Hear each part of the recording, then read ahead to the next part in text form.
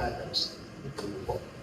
Then the issue of my aim and aim of Zazo, Royal Highness, Ambassador.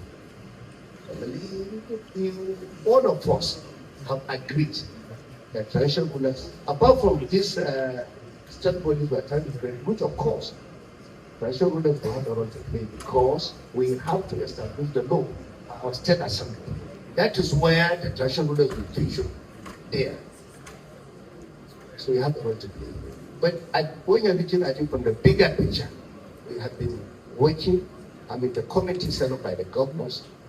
A newer committee is headed by the Emir of Latvia, who's also a former Supreme Court judge. We were sitting with him on the idea of trying to see that national rulers also have a role to play constitutionally in the case of our country. So I think it's very easy. And on the lighter note, His Highness the Emir of Zazo, the speaker sitting here, I want to tell you, all of you here, apart from me sitting here, they are our leaders in Kaduna because he is the Emir, and in the Emirate Council, Mr. Speaker is the Ian Zazo. Ian Zazo means he's among the big people in the Emirate, deciding everything. So when they decide,